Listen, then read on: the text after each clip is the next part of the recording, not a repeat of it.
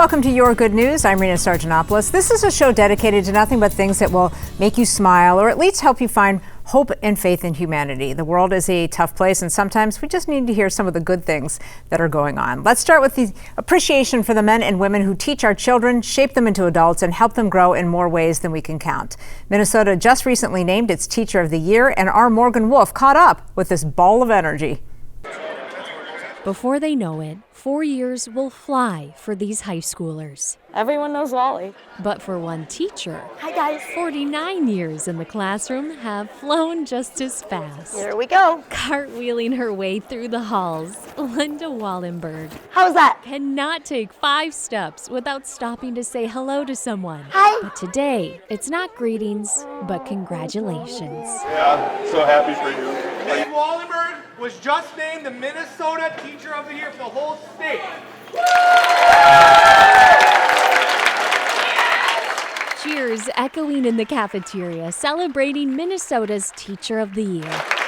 These are my 9th graders. The response from her class, just as loud.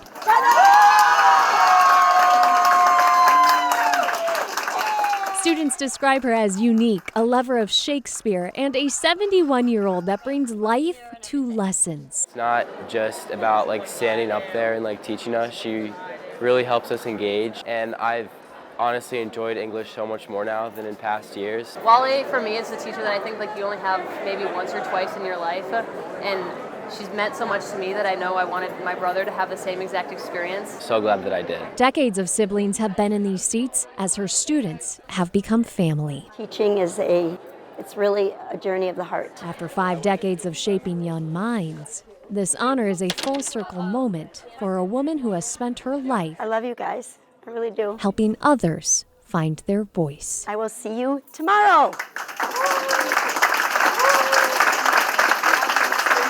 Linda has taught many generations of students who went on to have kids to become her students. It's a legacy that is unmatched, and we say thank you for touching so many lives and congratulations. Well, as the school year winds down, we recognize not only the teachers, but the teachers' helpers who give of their time in countless ways, but typically not in the way Boyd Hoopert recently found, involving a lesson straight out of a book bag. Traffic jams in Lake City, Minnesota Morning, ladies. are not common. Awesome. Unless you're Jerry Priggy I'll see you in a little bit. at Bluffview Elementary See ya. Have a great day. every Oh, in about 10 minutes, I'll be there. day. Look at my bag. Love it. Yeah, every day. Every day, all day. How are you? The Kid Highway Oh, Lou, I missed you so much. slows I missed you. I missed you all. for Did you have a great- paraprofessional Huh? hugs. Are you hungry? 1, 2, Hello, I love her. or in groups.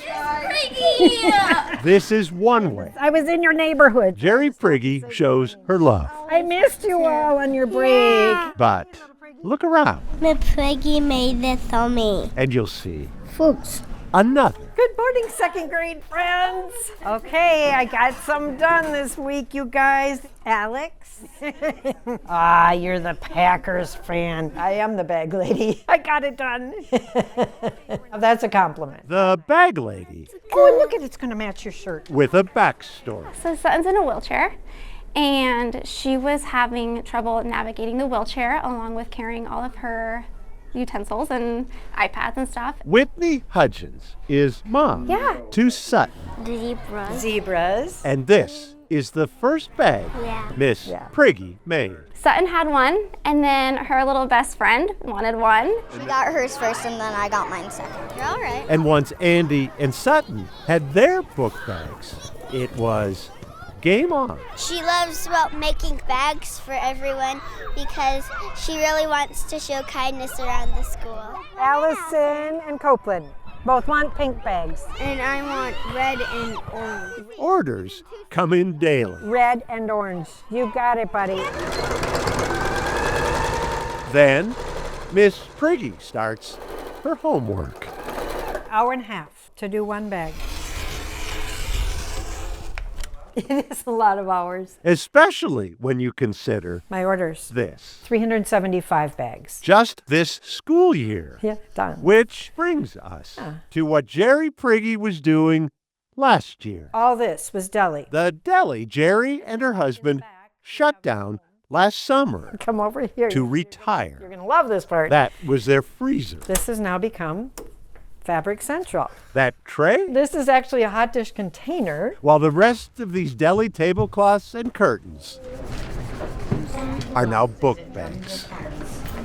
Good morning. I missed you. I forgot my bag. Oh, for heaven's sake. You might say Miss When we're Priggy without it. decided retirement wasn't for her. It's the most important job I've ever had. Yeah, it just feels really good. She hugs them. And they hug her back.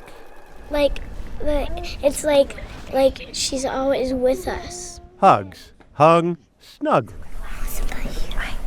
right around their necks. Boyd Hooper, Carol 11 News, Open up. Lake City. What page is it on?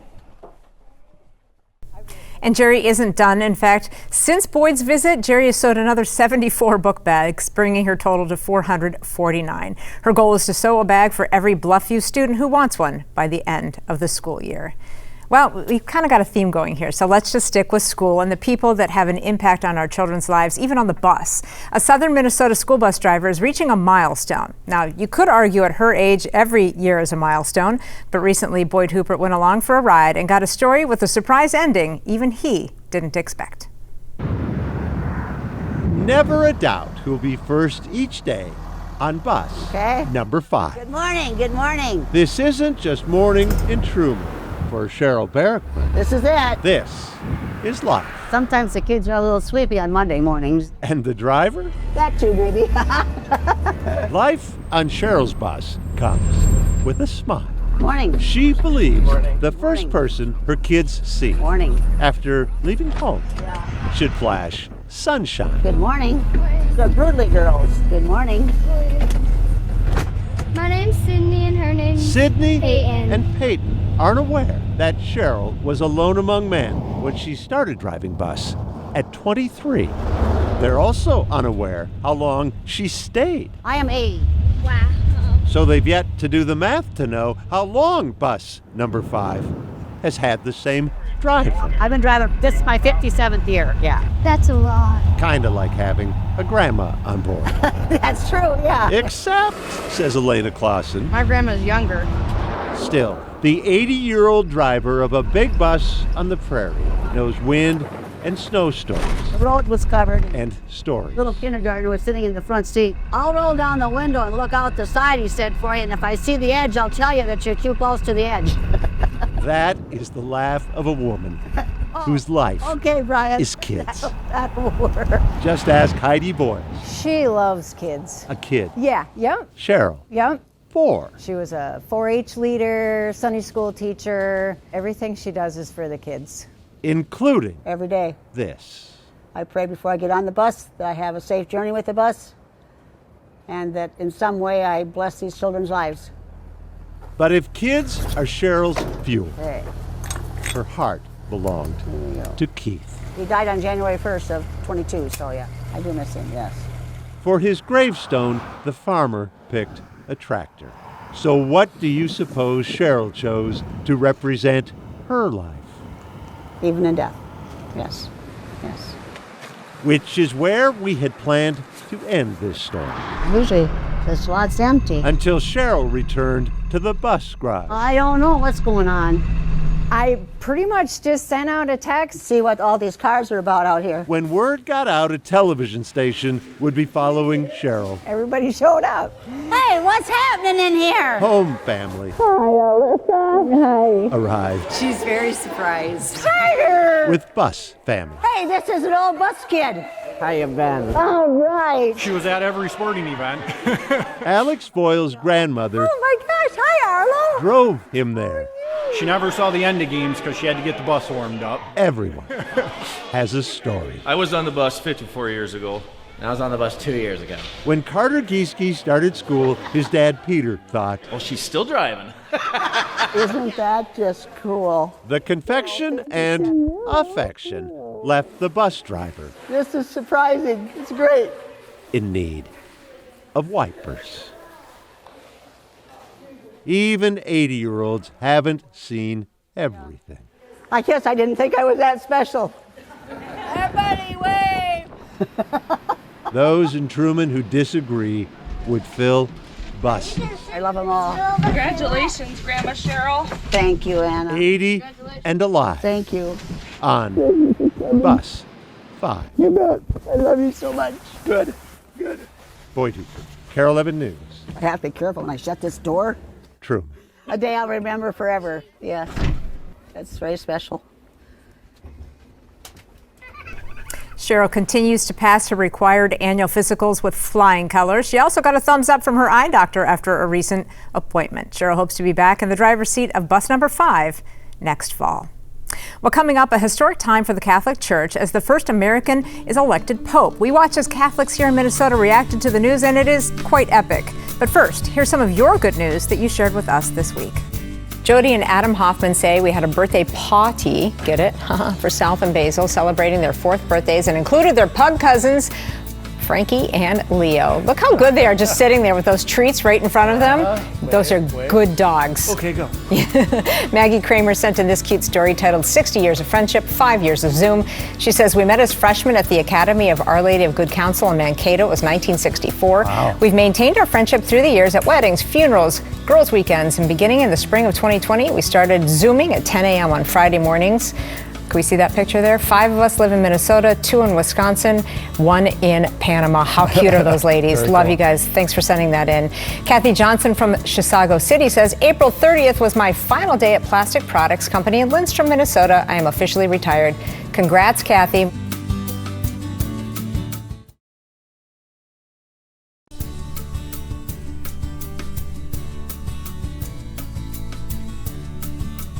Welcome back. This week, the Catholic Church named a new pope. Pope Leo XIV is the first American to serve as pontiff.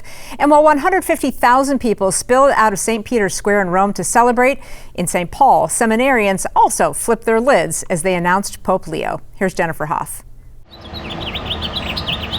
A seminary is an important school for spiritual leadership, preparing men to enter priesthood. A lot of excitement. A time when many learn patience.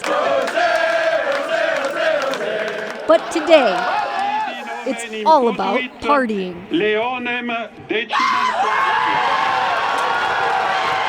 The overflow of emotions marking the historic moment the first American was chosen as Pope, a new era for some St. Paul students set to be ordained as soon as next month. Honestly, for us, the Pope, he's our father in a very real sense. And so just like going into this with a father who, deeply cares. But I'm excited to get to know. It's just a different experience than I would have imagined a month ago even. The announcement coming just 3 weeks after Pope Francis died, a conclave choosing his successor in just a matter of days. USA! USA! Pope Leo XIV, a surprise to most, that has Catholics around the world wondering what lies ahead. It's a big deal, yeah. The school's leader saying his papal name may point to his priorities, the same one as a dozen past popes rooted in reform and responding to social issues. I don't think he's trying to be them, but I think he's also kind of saying, I'm going to maybe have my own set of priorities. So he clearly has a heart, for the poor, a missionary zeal. He's said to have a global perspective, growing up in Chicago and being a bishop in Peru.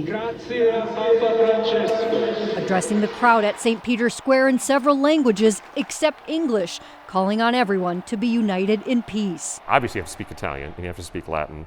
And then I think Spanish, just to give a nod to the strength of the church in Latin America, and he was bishop down there, so I think that was intentional. The selection may have many people celebrating.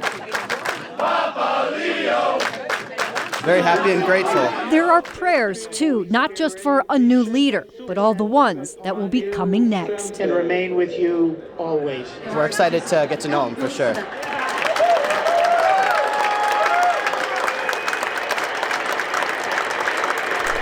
The party didn't stop at seminary. Students at St. Thomas organized a parade to celebrate the announcement, reenacting a pope and handing out candy and ice cream sandwiches. It's something, and photojournalist Tommy Plottick was there. Habemus Babam! We have a bomb!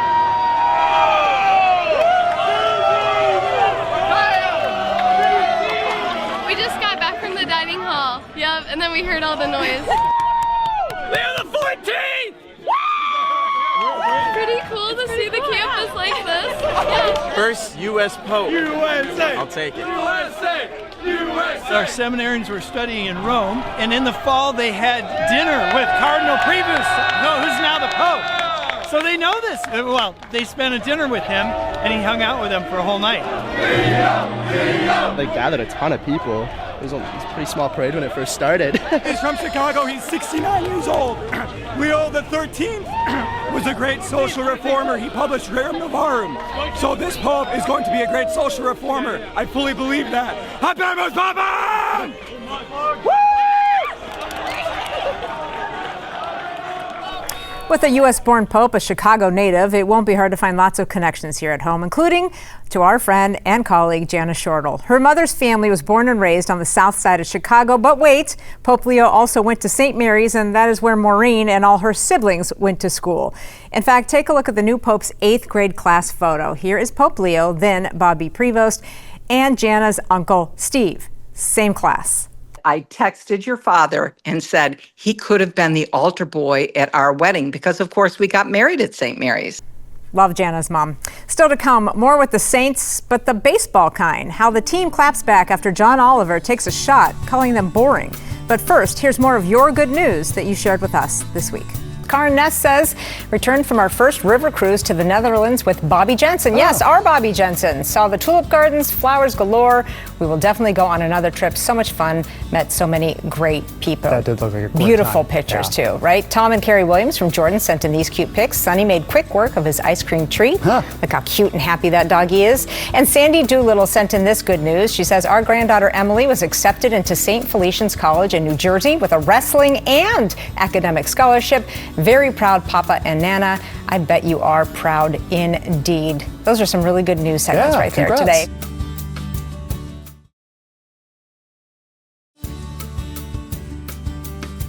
Are some are just boringly named after their major league affiliate, like the Worcester Red Sox, the Iowa Cubs. Others are just first thought choices, like the Buffalo Bisons and the St. Paul Saints, which is pretty disappointing. The St. Paul Saints were dissed on national television completely out of the blue. John Oliver talked about how some minor league baseball teams are getting a lot of publicity with those rebranding game nights. When the team changes their name, for a single game, well, the Saints have struck out in Oliver's opinion. Morgan Wolf went to the team to get their reaction.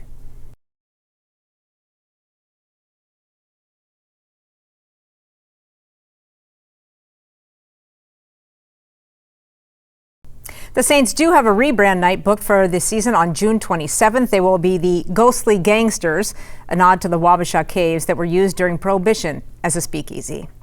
Well, the Minnesota Twins really did a number on the Baltimore Orioles when they were recently in town, sweeping that series. And while it is always a battle on the field, hours before the first pitch, players from both teams stood side by side for a great cause. Some players and managers from the teams joined forces with dozens of Twin staff to pack 11,000 meals that will help local nonprofit Every Meal feed Minnesota students and their families. The event is part of the Twins Week of Service, but it's a cause that is also close to the heart of former Twins pitcher Kyle Gibson, so he got his current team involved. We've been connected with Every Meal for the last, 10 years probably with Rob. And when I talked to Rob, he's like, well, let me reach out to the Twins and see if they're okay if we do it together. And the Twins, thankfully said yes. So how to do it at the stadium, it's pretty surreal, pretty fun. We want to make everyone feel included so much that you have Baltimore Orioles players and staff members here. At the end of the day, it's just a game, and we have a lot of fun doing it. But when we get on the field, it'll be a little different, right? But no, we have fun doing it together. All right, let's take a final listen of some of your good news that you shared with us this week. Randy's is a simple joy. He shares this pic. This is Arlo. I'm just enjoying my new bone. You sure look like it, Arlo. Very cute. And Vicki Hughes says we have gray squirrels, white squirrels, and now we have two-tone squirrels. Gotta love Mother Nature. It's hard to capture a picture of a moving squirrel, but if you can take a peek at that guy, gray and white. Cute, very cute. And Chris Chirp says, last fall I was in hospice. My daughter's a dermatologist at the Mayo Clinic in Rochester. She's not an oncologist, but her #1 recommendation was the last option due to protocol, and it worked. I just went to the Masters with my grade school buddies. Best news of my life besides each of my kids and my wife. And today, by the way, is Chris's 60th birthday. Congratulations and happy birthday to you, friend. That is an incredible milestone and some incredibly good news. Cheryl Van de Boncourt, she said it was French and I knew I was going to mess this up. She says it's always amazing when the first spring flowers are in bloom. She says this photo was taken on May 2nd and irises are one of my favorite flowers. Very cool. Doesn't look pretty there, right? It does. Marianne Hendrickson says good news is her husband is still weeding. The first picture was 10 years ago. We have another one here. This is now. He's 90. Still weeding, still sitting on the ground. He does need some help getting up and down, but can still sit cross-legged. I was just gonna say, yeah. To the amazement of all of us. So that's awesome, and that is good news. You keep moving, I always say, right? Yeah, absolutely. Keep those weeds out. Yeah, and Zayla Smith sent in this, giving her mother a shout out. She says, Tanika Smith, a mom of 4, cooking and handing out hot meals and gift bags to homeless mothers on Mother's Day. Wow. Yeah, most moms want to relax and be pampered, but not her. Why? She says she loves to see them laugh, smile, and feel important on this day despite of why they are in this predicament. Zayla says she is a local hero with no help. And Zayla, you won the mom lottery. And Tanika, you are what this segment, Good News, is all about. Happy Mother's Day to you. Debbie Anderson says my grandson, Logan Linker, is a finalist in the 2025 State Piano Contest. The event is sponsored by the Minnesota Music Teachers Association. He will be one of 20 pianists playing a duet on 10 grand pianos. That is awesome. Go Logan.